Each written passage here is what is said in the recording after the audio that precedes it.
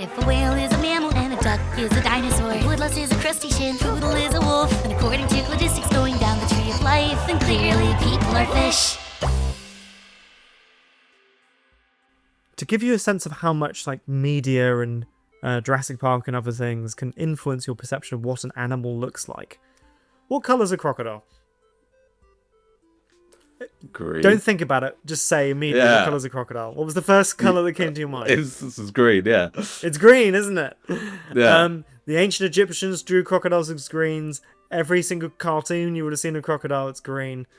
What colour is a crocodile? It's not green. It's not. I have a crocodile right there. It's grey. Like, at best, there's some, like, olivey-ish species, but none of them are green. Most of them are yellow or black. My name is George Hancock. I'm a postdoctoral researcher at the University of Exeter, and my specialty is in visual ecology, which means I study how animals see the world and what their colours do. Broadly, I'm interested in how the functions of animal coloration operate within their everyday lives, from signals to camouflage to even motion confusion. I've got a history of researching animal camouflage coloration, particularly during my PhD, where I worked on the camouflage of ground nesting birds and how changes in landscape use are potentially threatening various vulnerable species such as lapwing. So a lot of what I do sort of encompasses the world of animal coloration and vision.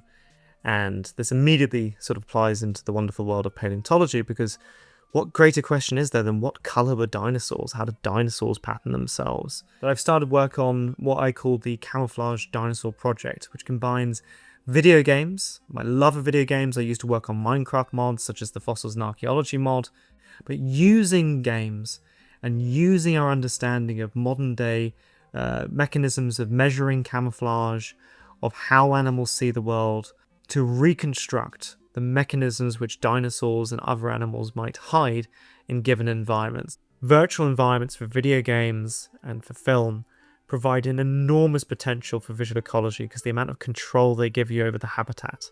And so these allow for experiments that have never been done before to be carried out. When you start asking these questions about dinosaurs, about extinct animals, it forces you to try and understand better how modern animals operate. Ultimately, what I'm interested in as a researcher is, why do animals look the way that they do? What are the forces that shape almost every single aspect of an animal's appearance?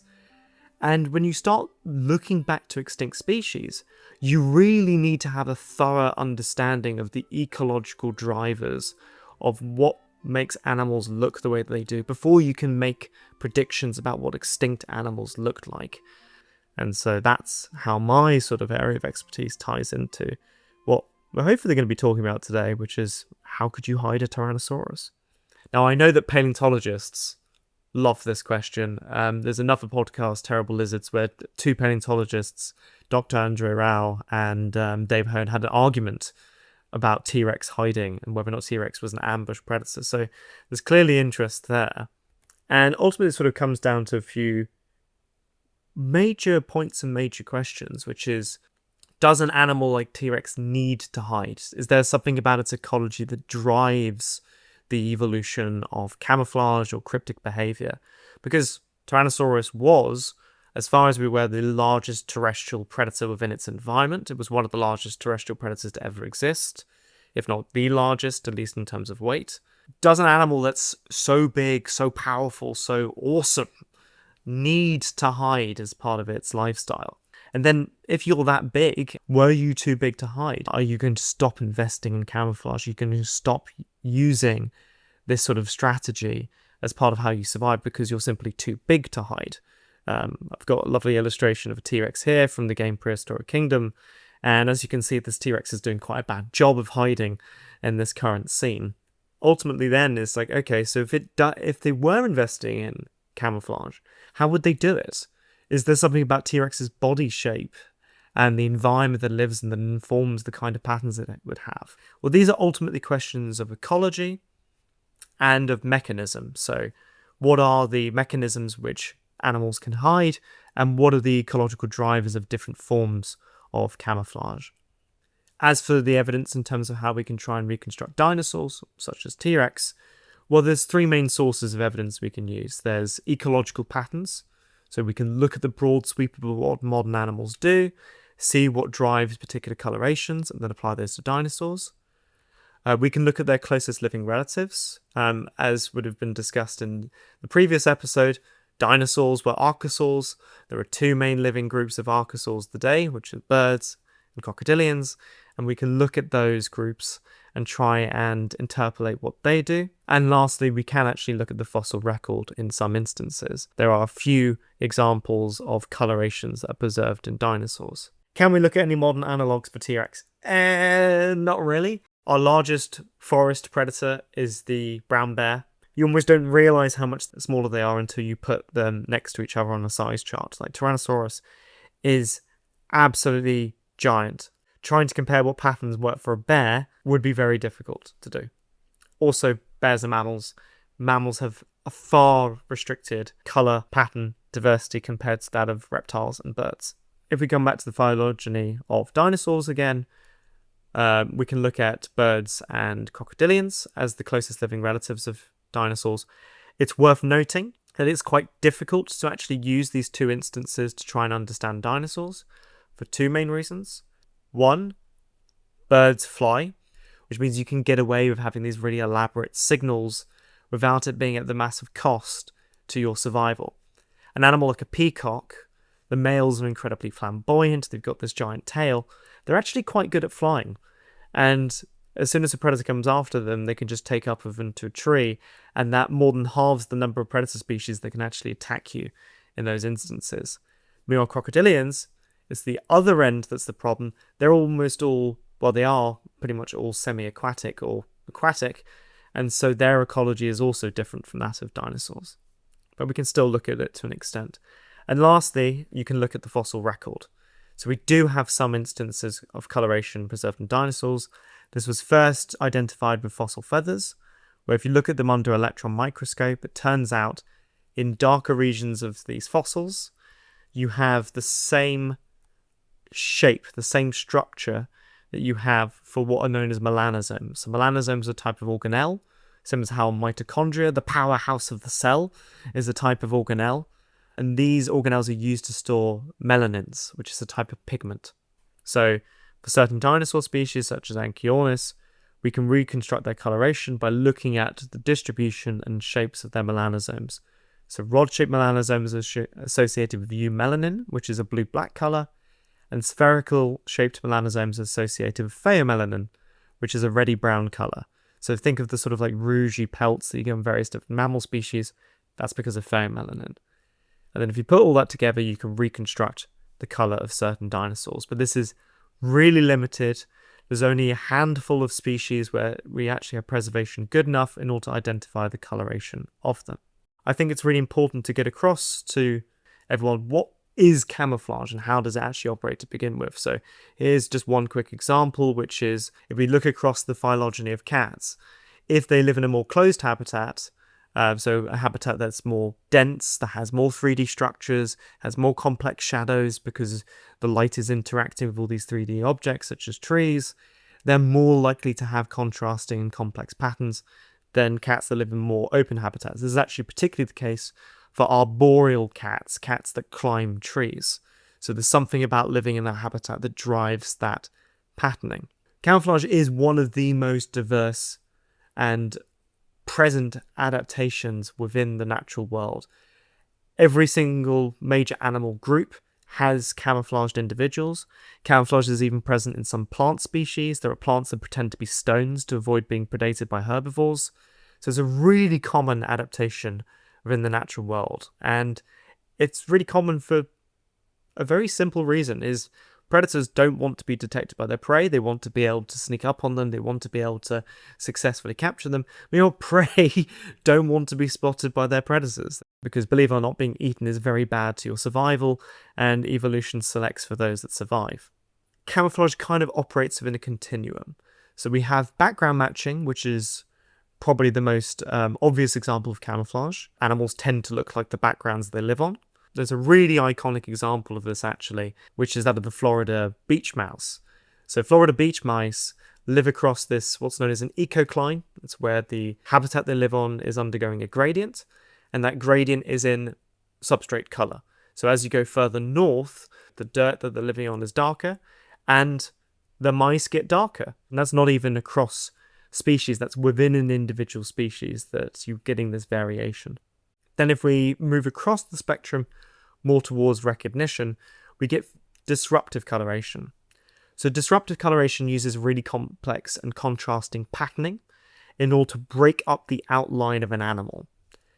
Now, this does operate as a form of background match, but it doesn't have to. Animals can be more contrasting or have patterns that don't necessarily match the shape of their background that are effective in being disruptive. And the end result of this is not only are they harder to spot, but they're also a bit harder to recognize. There's a fantastic experiment where they got people to play a computer game and they showed them different shapes of animals. They showed them shapes of prey species and they showed them shapes of predator species with and without disruptive markings. And not only did the disruptive markings make it take longer sometimes to find the animal, but even in the absence of a complex background to find them against, it actually made it harder for the people to tell immediately whether or not the animal's predator or prey. And if you're a predator and your prey species spots you, but they don't immediately recognize you, those few seconds are absolutely critical in terms of you being able to get even closer or to be able to surprise the prey that you're hunting. So even though it seems to be quite a small effect, it can have a remarkably evolutionary significant impact. And then there's another form of form concealment, which is that of countershading. So here I have a silhouette of a deer, and if you put them within their natural habitats, they're going to produce shadows on themselves. And the shape of these shadows are going to depend on the environment you live within. So if you live in a closed habitat, these shadows are going to be less contrasting because the light is being scattered. Meanwhile, if you live in an open habitat, this gradient is going to be really contrasting. And what we see within these habitats is that animals have this gradient that is the inverse of how they would be shadowed. So essentially, rather than getting darker towards their belly, they get lighter. And the intensity of this gradient depends on the habitat they live within. So if they live in a closed habitat, the gradient is softer. If they live in an open habitat, the gradient is sharper. And this is because they are counteracting the shading that they would have within those habitats. So here we have the deer rendered with their original pattern, and then if we put the lighting on them, it counteracts, it flattens their appearance, and it makes it so that you can't see these cues of 3D shape, and it can even help them better match the surrounding background as well. But even if we look at the fossil record, we're seeing camouflage as well. So within Psittacosaurus and Sinosauropteryx, we have evidence of camouflage coloration from pigment preservations in their fossils. And what's really interesting is that we know the kind of habitat that these dinosaurs lived in. We know from fossil plant preservations that Psittacosaurus lived in a closed habitat and that Sinosauropteryx lived in an open habitat. And if you look at the countershading gradient of these dinosaurs, they align with the countershading gradient that you'd expect for the kind of habitat that they live within, which is really nice. It means that we have this correlation of ecology for countershading even within the fossil record. It's so prominent that we're finding it even within the deep past. And lastly, perhaps one of the most specialized forms of camouflage is that of masquerade. So masquerade is essentially when an animal is doing such a good job at pretending to be an object that even if the background didn't look the way that it did, you would struggle to recognize it as a prey item. So there are these amazing caterpillar species that are almost perfect stick mimics, all the classic stick insects and leaf mimicking insects, and there's even species such as orchid mantids which mimic orchid flowers. Now, for the purposes of trying to understand dinosaur coloration, masquerade doesn't really operate at large sizes. I think some of the largest masquerading animals are a couple of octopus species. There's also a couple of interesting masquerading birds. So things like the potu bird, which is this highly nocturnal species. During the day, they pretend to be tree branches. But the reason why they're able to get away with this is because they don't move during the day. And if you're moving around a lot, you can't really masquerade either, because sticks don't constantly move around, at least not particularly fast. So it's unlikely that large dinosaurs would have masqueraded, but it's still important to recognize this as a very influential and important camouflage mechanism. So let's start answering these questions, starting with, would T-Rex need to hide? So why do modern predator species hide? Think about tigers, think about leopards, think about your ambush predators. They're using camouflage to get closer to their prey, or in some instances, they don't even try to get closer to their prey. So you have what's known as sit-and-wait predators. So crocodiles are sit-and-wait predators. Various toad species are sit-and-wait predators. Anglerfish are sit-and-wait predators. They're so camouflaged, they just sit somewhere, normally next to a resource that their prey species wants, such as water, and they just grab them. But even if you're not specializing in ambushing your prey, being able to minimize the distance in which you're chasing them is really valuable. People think of species such as cheetahs as running down their prey. They can't run for a really long period of time. They can't run as fast as their prey for as long as their prey can. And so you want to minimize the distance at which you're having to chase them. It's also worth noting that many predator species that we consider to be pursuit predators don't always pursue. It really depends on the individual and the prey species in question. Predation, and like most animal behaviour, operates on a case-by-case basis. So, for instance, with wolves, when they're hunting beavers, they don't pursue them. Pursuit doesn't really work as a strategy for a prey item where once it goes a certain distance, it's just going to go into the water and you're never going to outswim it. So what they instead do is they locate where the beavers go up and down to collect their sticks. It's essentially a beaver's game trail. They'll sit downwind from the prey, and then they will hide behind an object. And so what they'll essentially do is they'll ambush the beaver as it's going up and down this trail. They don't do that for other prey species. So this is a specialized strategy that's used for a specialized prey species. But this is often the case in nature, is that different individuals, or depending on what species you're hunting, you'll modify your behavior.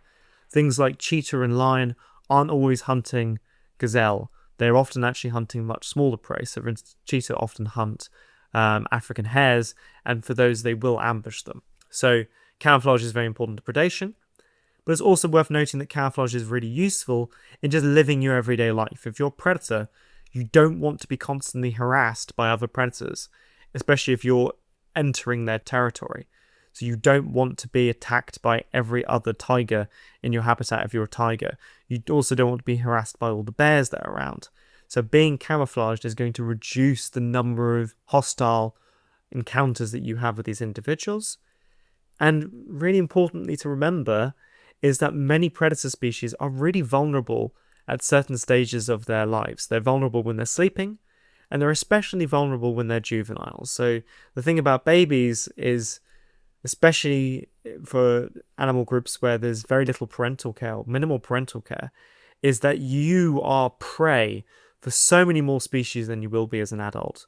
And so it could be the case that in dinosaurs, just as in modern animals, the need to camouflage is much more driven by what you need to accomplish as a juvenile than what you need to accomplish as an adult. So, with that in mind, across mammal groups, we basically see camouflage in all of the major predators. Polar bears, which are the largest mammalian carnivores, are camouflaged. Brown bears, camouflaged. Lions, camouflaged. Wolves, camouflaged. Hyenas, camouflaged. Leopards, in particular, camouflaged. Extent to their camouflage is actually made even more apparent if you stop looking at it from a human perspective. So we live in the age of mammals, and while humans and many other primate groups see three colours, so we see red, green, and blue, we see long wave, medium wave, and short wavelength light. We know that this is the case because it's how the screen that you're watching this video works. You're using an RGB screen. All the colours you're seeing are just being made by red, green, and blue lights. Put all those colours together, and that gives the full suite of colours that we see. The majority of mammals are what's known as dichromats. So we are trichromats, we see three colours, tri 3. Dichromats see two colours, di is 2. And for them, they can only see long wave and short wave. They don't have that medium wave sensitive cone. And that means they're essentially red-green colorblind. They see in a spectrum of blues to yellowy greens. Not only that, their visual acuity, so the level of detail that they can see at longer distances, is much lower than that of humans. Humans actually have very high visual acuity. And this means that they live in a much blurrier world. So certain patterns which may be very obvious to us, to various mammal species, are actually really hard to spot. So modern day birds are tetrachromats. Just as trichromat means 3, tetra is 4. They see 4 different colours. Lots of people talk about UV vision, so violet vision, and birds as this sort of superpower. Birds are able to see UV light. This means they can see stuff that we can't see. They can have all these secret signals that they can tell each other that other animals can't see. And you even get all the time in documentaries, kestrels are able to see vole trails because they can see ultraviolet light, and urine glows under UV light. I'm going to come in and I'm going to debunk these right now because it really annoys me. UV is not this ultra secret signal. The vast majority of reptiles, birds, many fish species, many amphibian species can see into ultraviolet light. Many mammal species can see more into the UV spectrum than humans can, so dogs and ferrets and cats. Now, because they're dichromats, they don't see it as different colours. Imagine it as the range of colours that are considered to be blue is a bit broader than it is in humans. But for birds and reptiles, it's actually informing a different colour palette. Humans see colours in 2 dimensions. We see red and green, and blue and yellow, and if you plot those together, that gives you the wheel of colours that you can see. Birds, because they're tetrachromats, see colours in 3 dimensions. You can't fathom what that looks like. It essentially shatters the rainbow. It'd be like trying to explain to someone who's red-green colourblind what red and green are. And so the only way that we can try and visualise this as visual ecologists is we create what are known as false colour images. So on the left, I have an image of a lizard that was taken by my supervisor, Jolene Troskenko. And on the right, I have a separate image of the lizard where instead of showing red, green and blue as red, green and blue, I'm using violet, blue and green to represent the colours. So green is now red, blue is now green, violet is now blue. And what you can see really noticeably on this lizard is that the bluish faint patches on the body are suddenly really vibrant. And this is because to lizard vision, these are really conspicuous signals. In fact, to many animals, these would be quite conspicuous signals. So it just gives another mechanism which these animals can signal. Now, unfortunately for us camouflage researchers, species which invest in camouflage just want to match the UV level of the background, and most background objects don't reflect that much UV. So it doesn't really make that much of a difference in terms of the kinds of patterns they're going to operate for camouflage. It just makes it harder for animals to perfectly match the colour of their background, because there's another dimension that you have to think about. If we look at crocodilians, though, crocodilians only have 3 cone types. They're trichromats like us, but rather than it being blue, green and red, it's violet, green and red. So they've lost a cone. This is not that crocodilians had a different ancestral state. They probably used to have a blue cone, but they've dropped it. And the likely reason why they've dropped it is because they're nocturnal. We see this all the time. Mammals ancestrally would have been like reptiles, in that they would have had 4 different cone types. Over time, they lost them. And this is because the ancestors of modern placental mammals, so mammals with a placenta, were nocturnal. And when you're nocturnal, having more cones, having colour vision, comes at the expense of another type of photoreceptor, which is rods. So more cones allows you to invest more in colour vision and daylight vision. More rods allows you to invest more in nighttime vision. So crocodilians compared to birds have many more rods, and they have fewer cones and fewer types of cones, and this is to help them to see better at night. Modern day birds, their common ancestor split off from dinosaurs about 160-170 million years ago, which means between when Archaeopteryx was around and when T.Rex was around is almost 100 million years.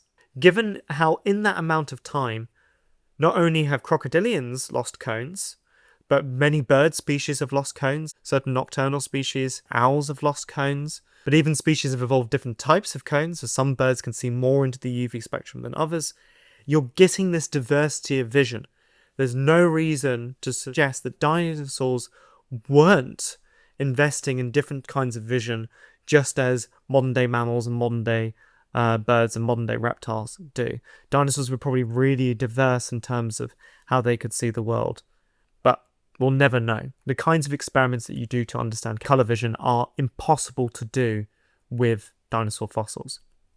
Now, another key aspect of animal vision is that of acuity. We talked a little bit about this with mammals, but let's dive right into this with birds. There's a fantastic review paper by Eleanor Caves, who was formerly at the University of Exeter, which essentially reviews the relationship between bird ecology and vision. So as animals get bigger, their acuity tends to increase. This is because their eye size increases, but there are many outliers to this. So if we look at this size chart, you can see the ostrich, despite having very high mass, so ostriches can be quite heavy, they have relatively low acuity. Within these bird species, what we see is that birds of prey tend to have much higher acuity, considerably higher than ours.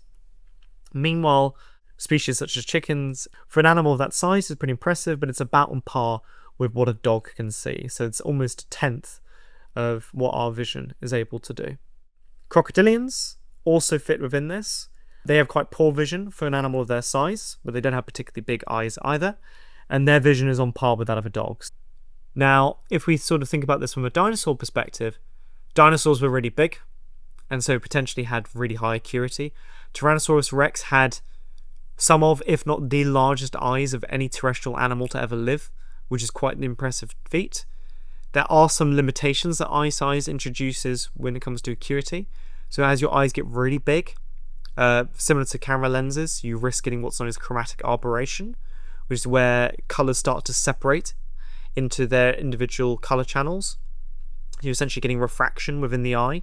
So there were potentially some functional limitations that dinosaurs would have had at that size. Also, elephants are really big, but they don't have particularly high acuity. There's about 20 or 30, which is on par with the horses. So being big does not necessitate high investment in vision.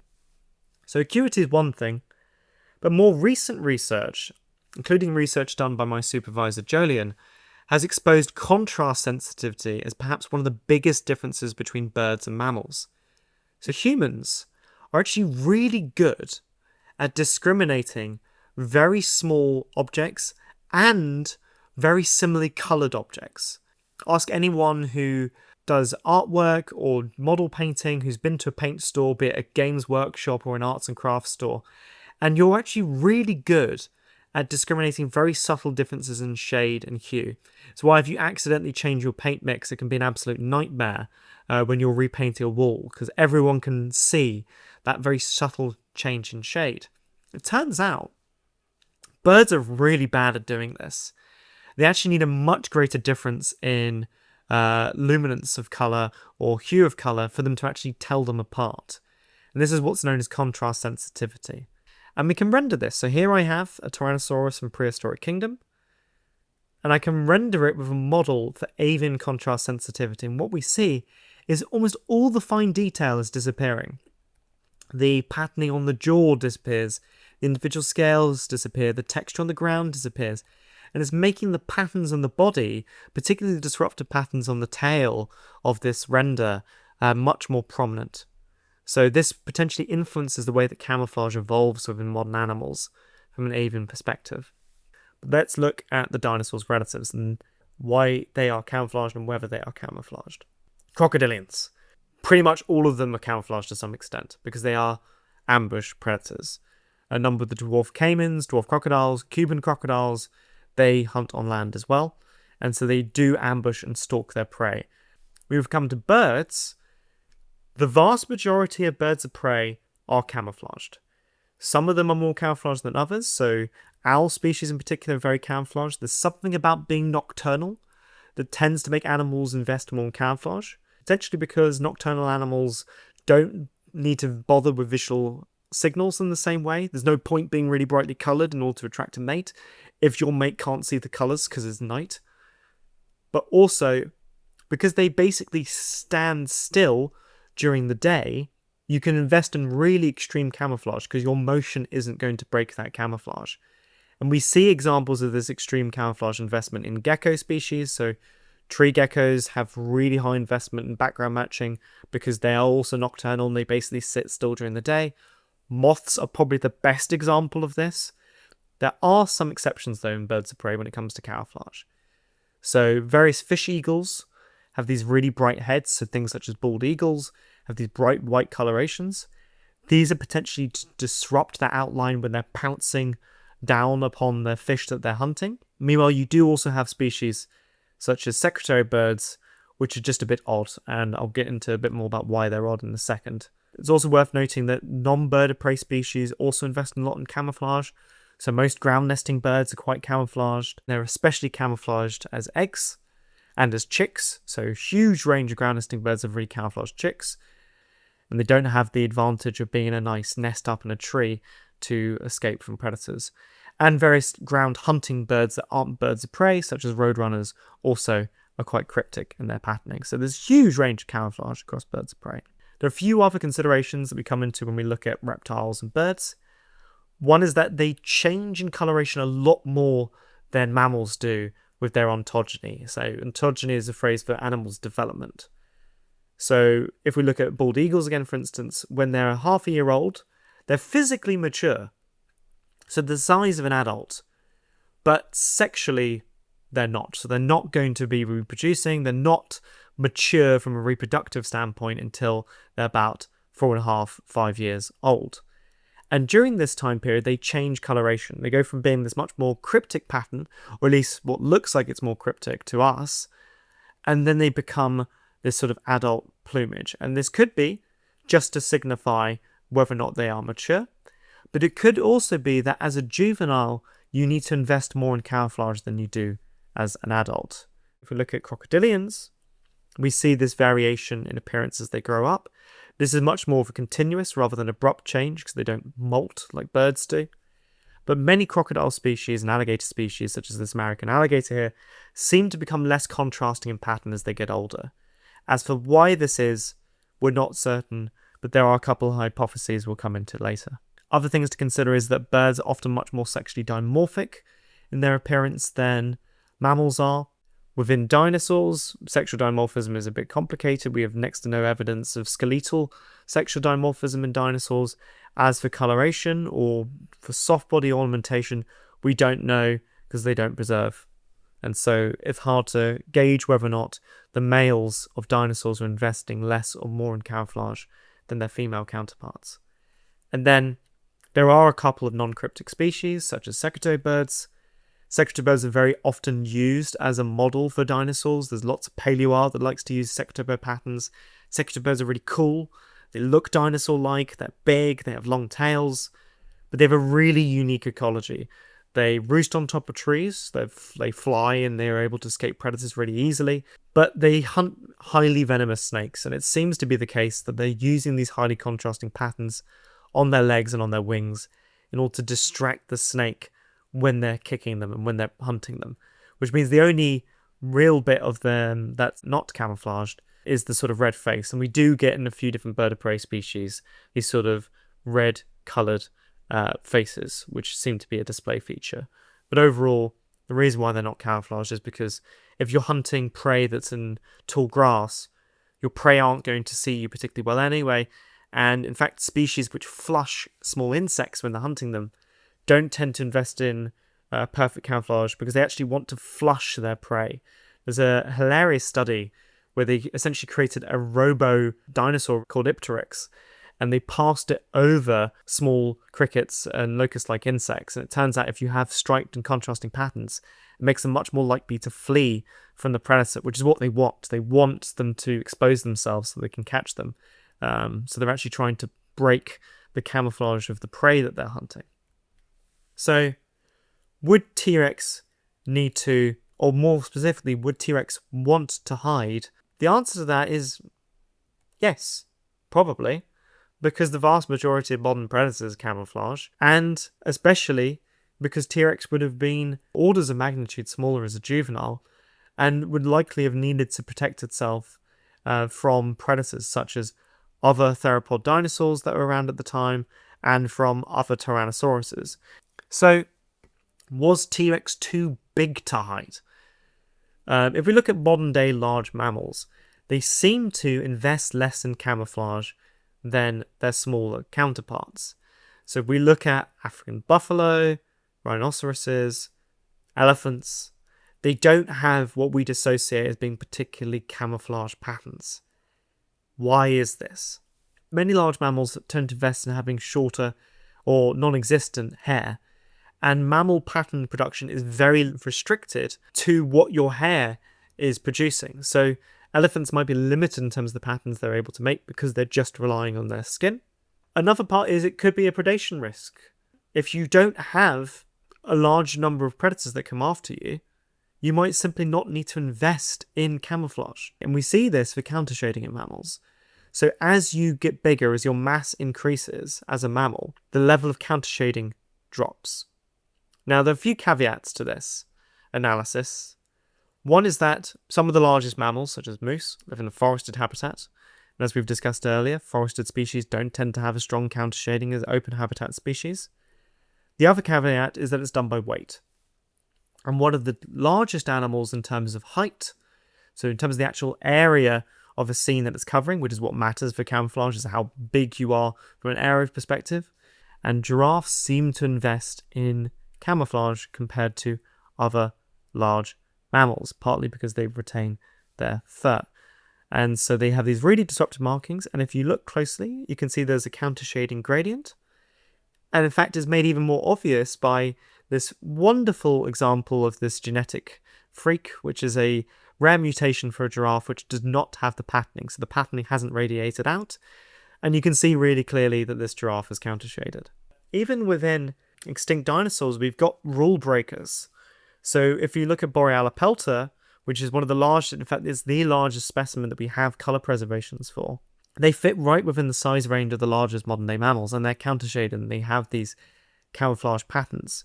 And this implies that at the very least for countershading, dinosaurs are still investing in it in a much larger size than mammals investing in it. And this is because the predator-prey ecology of dinosaurs is so massively shifted compared to mammals in terms of the upward size limit. Tyrannosaurus was eating things the size of elephants, which means elephant-sized things would have needed to invest in defenses against such dinosaurs. And means dinosaurs such as T-Rex may have needed to invest in camouflage as well. But there are a few other instances where size might dampen camouflage rather than prevent camouflage.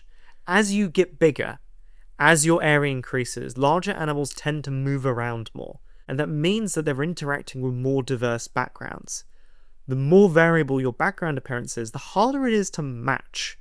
For instance, in a research project done at the University of Exeter, this time with crabs, admittedly a small animal group, when they're juveniles, they have these really disruptive colour patterns, which are really well adapted for the rock pools that they live within.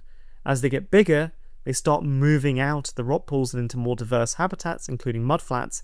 So essentially what they're doing is they're dropping the specialism, their camouflage, and they're essentially just being the average colour, which we see in a lot of modern animals. A bear isn't trying to match the patterning of the habitat it lives in, it's just brown. So there's no reason to suggest that T-Rex or other large animals might not just go a flat colour instead of investing in patterning. And lastly, your pattern development as a juvenile can actually conflict with what you have as an adult. So within reptiles, because the way that they produce their patterns, they essentially radiate out pigment molecules. And as they radiate, they increasingly do so as they get older, as their skin stretches, as they get bigger. And this means to have a particular pattern as an adult, you have to have a certain pattern as a juvenile, and vice versa. And so if you're more invested in camouflage as a juvenile, you might be stopping yourself from having camouflage patterning as an adult. If we come back to the closest living relatives, similarly to crabs, we're seeing this drop in contrasting disruptive patterning as you get older as a crocodilian. As for why this is, we're not certain. It could be a limitation in terms of pattern development. It could be that their habitat use changes, and so which pattern works best for camouflage changes. We don't know. No one's measured it.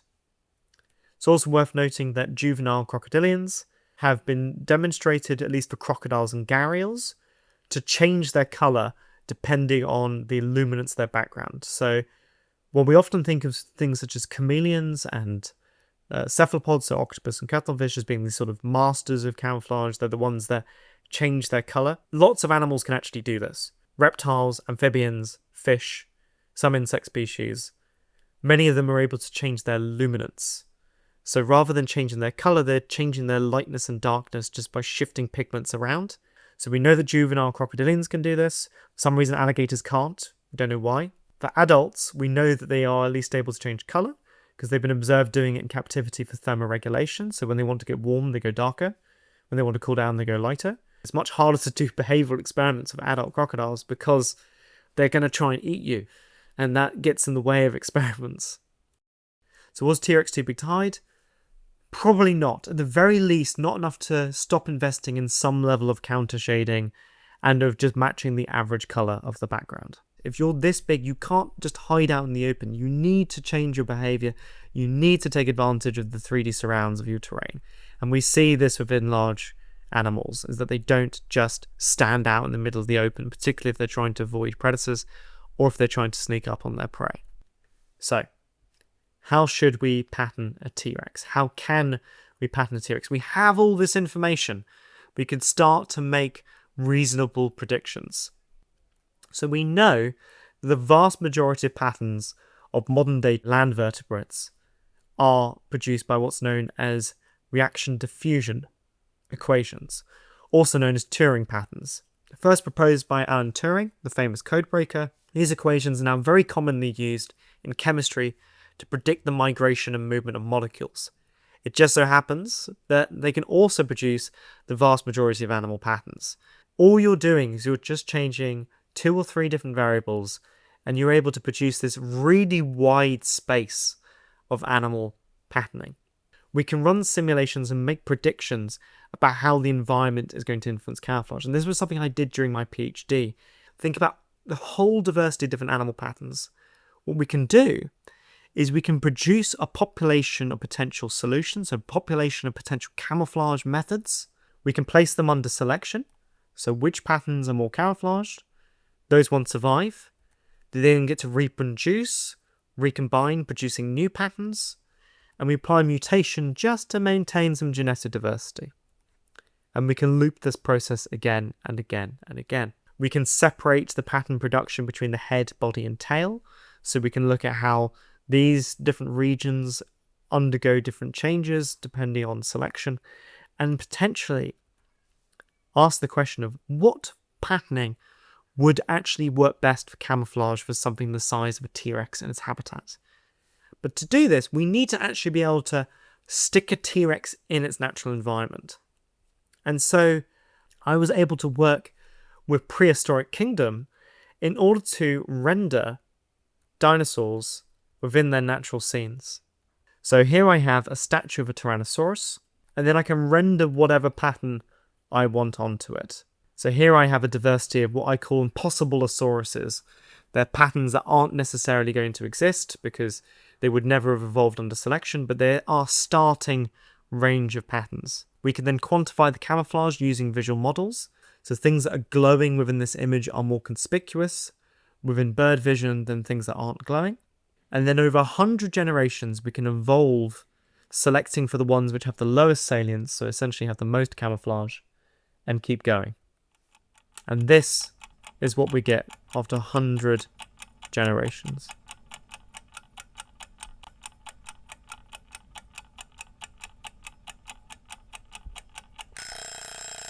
We get a camouflaged T-Rex. Now, I'm a scientist, so I wanted to repeat this multiple times, just to see if there are consistent features, and there are. Even though the pattern shape varies a lot, we're almost always getting some sort of patterning on the head, particularly horizontal patterning. We're getting speckles or stripes on the tail. The head is often a different colour, it's often darker than the rest of the body, and we are getting countershading. So even within the simulation, when we're using visual models, countershading is a really prominent camouflage strategy. And then we can essentially validate these camouflage patterns by tasking people trying to find them. So can you spot this T-Rex within this scene? Can you spot it now? And there it is. And what's really nice about this is not only can it be used to essentially say this is how T-Rex could hide, so using disruptive markings or mottled patterns, having countershading, having differential coloration on the head, we can start applying this to different habitats. We can render a Tarbosaurus, so T-Rex's desert cousin from Mongolia, and see what pattern works best for that. Repeat it multiple times. Compare the countershading, compare the colours. So this essentially forms the basis of what is going to be the Camoflage Dinosaur project, which was developed in collaboration between myself and Lindsay Castrell from the Prehistoric Kingdom team. And the goal is to make games for museums and games for schools and various different education packages, which will be freely available. In fact, I have a demo of the Camouflage Dinosaur game where you can evolve your own dinosaurs that you can download now, and I'll provide a link that could be used for this video. But there are a few caveats. It's always important in science to talk about limitations to research rather than be like, my research is amazing, we can test everything. We can't. So there are some limitations in video games. For one, the lighting environment doesn't necessarily match that. On real-world environments, the texture scale is different, so it's not as high resolution. Theoretically, I could modify these images using data from natural images to make them a bit more realistic, but those will take additional time in tuning, and we still can't recover the full resolution. But as we've demonstrated with the bird model, that might not be necessary, at least for how many animals can see. There's also limitations in terms of posture and orientation, because I'm essentially hijacking a game to do something it was never designed to do. I can't place the patterns at different poses and different orientations. Now, I am collaborating with a friend of mine to do a project on snake camouflage, where we do have a 3D model of a snake that we can control, and we are able to directly manipulate the patterns. So for the purposes of dinosaurs, I'm a bit more limited, but for other projects, I can do a lot more. And lastly, there are limitations in terms of shape and species for the game. However, what's worth noting is that I've recently resolved this issue since when I first developed this, and so there is the potential to in the near future to see a version of the Camera Dino project which is Psittacosaurus or which is Velociraptor, which I'm very excited about. There's even the potential to do some Ice Age animals such as cats, so we could do what pattern would Smilodon Vitalis, the saber-toothed cat, be. There's also the potential to collaborate with the film industry to try and use their highly realistic lighting renders and footage in order to be able to render dinosaurs of different colorations within, but there are certainly restrictions to doing that, particularly from a license perspective of who owns the footage and who's able to distribute it. But overall, there's a lot of potential to expand this as a research portfolio. So, in summary, Tyrannosaurus could probably camouflage and probably would have wanted to camouflage, at the very least as a juvenile, and this would equate it to having a forest countershading gradient, differential head coloration, and some sort of disruptive or mottled markings, kind of similar to how many modern lizards and Komodo dragons have on their bodies. Genetic algorithms are an amazing tool to investigate what colorations work, including for dinosaurs, but also for exploring the broader principles of what drives the appearance of modern-day animals. There's so many unanswered questions for visual ecology, particularly for modern species, that really needs to be addressed. For instance, we don't actually have the contrast sensitivities of any reptiles. So what was the ancestral state for contrast sensitivity? How do reptiles compare to mammals? How do crocodiles compare to mammals? How do even all birds do? Because we actually have a limited range. How does an ostrich compare to a bird of prey as a strictly terrestrial species? We don't know. How does body size and camouflage interact? So is this trend of decreased investment in camouflage a mammal thing, or does it also happen in reptiles? To do this, we really actually need to quantify the level of camouflage of these animals. And lastly, how does the general body shape of an animal, its morphology, influence the distribution of patterns? Why are the patterns on the head shaped a particular way? Why are the patterns on the legs shaped a particular way? Why are the patterns on the tail a particular way? We very often get stripes on the tails and legs of animals. Is this a mechanism of disruption, or is this just happenstance? And lastly, as is always important with science as we plunge into this modern era, collaboration between modern technology and research is integral. It's worth noting that everything I do wouldn't be possible without collaboration from Prehistoric Kingdom and without the firm support of my supervisor, Jolene Troscanko, because what's worth noting is my postdoc, my current project, is not on dinosaurs. This is entirely done on the side, minus a few working hours which I'm allowed to distribute out to other side projects. I primarily research at the moment butterfly coloration, and I'm looking at how their patterns can potentially confuse motion detectors, but using the same technique. So using image analysis, using genetic algorithms, we can evolve butterfly patterns for different functions. So all of these methods are applicable to a huge range of different aspects of visual ecology, but dinosaurs are just a slightly more exciting one, at least for the general public. If you're interested in following along with the Camo Dino project and its development, go to @CamoDinoProject on Instagram, and we'll be posting updates on there. And that's it really. If you're interested in reading more into my work, you can find me on ResearchGate or Google Scholar.